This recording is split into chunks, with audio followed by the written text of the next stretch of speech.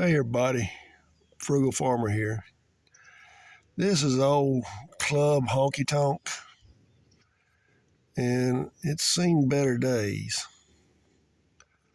But Craig and I used to like hitting these places. We'd go to other nicer places, and late at night we'd stop by and have a couple more beers, like we needed a couple more beers. This one had a lot worse reputation. I knew the bouncer, and the bouncer and all his cousins worked, and I knew all them, so I knew, you know, if anything went to crap, at least I had somebody to help me out. Well, we were in here one night and there was a shootout. Craig and I were army crawling, and the main road is on the other side where his main entrance. They reconfigured this place. I quit going here a long time ago, and they reconfigured the entrance, and it was just too dangerous a place. But Craig and I had to crawl through a field to get into my car, hold on till there was a lull in the gunfire, and then we took off in the wrong direction, no doubt, and got down there and pulled in a field where we could watch, and all the blue lights come in like nobody's business. And that was my last trip here, and I never wanted to come back. Well, Craig may have been 5 foot, but he wasn't scared of nobody. We never had a harsh word, not even a hurtful word between us. And but if anything happened, he was on it. Well, I went to another club deeper in South Carolina. Matter of fact, about 100 yards on the other side of this is North Carolina line. I'm in South Carolina right now. Well, I went a little bit deeper. I was by myself in South Carolina. And I was talking to this girl, and we were walking out, and all of a sudden I hear the gravel kind of crunching like somebody's running. So I turn around and look, and as I turn around, I'm just catch the partial knuckles of a fist that was meant for my head.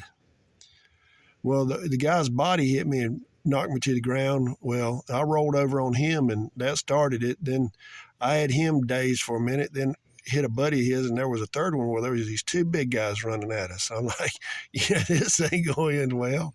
But the two big guys were bouncers, and they saw everything that happened. So they come out there, and they knew them. They were calling each other by name, and they didn't know who I was. And they were real nice guys. Well, I got laughing about it, telling Craig. Well, he was on his head. We had to go down there and exact revenge. So that next week, I can't remember if it was probably a Friday night, we rode down there. And so just Craig and myself, that wasn't going to be, we had to get another one. So Craig was working for the construction company that I used to work for, and a guy named Tap worked there. Tap was an older guy, super good guy. Tap was pretty unemotional for the most part, but he was a good guy. So Tap said he'd go with us. So we go by to get Tap. Tap walks out of the house. He's wearing the same thing that he wore to work. I think he thought we were going to like the a saloon in Dodge City or something.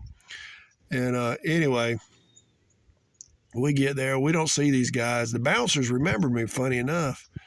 And they said, hey, man, we're glad you're back. Sorry that happened. These guys were professional. And I was like, that's no problem. Weren't your fault. And Craig got a little bit sloppy drunk. I was driving, so I really couldn't. And Tap drank his, but Tap never did.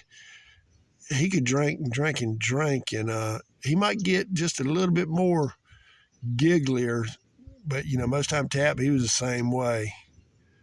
But that's how we used to honky tonk. I do not honky tonk anymore. I might go into a sports bar or something like that and order a beer, but not anything like this. And I was at another club, and this was before this one, if I remember, if I'm getting my dates right. And a guy got shot there, and I left out, and I'm like, no more for me. I don't need to be in places like that. Got no business. Well, I appreciate y'all stopping by. Come back again when you will. Share, comment, like, hit that subscribe button. God bless.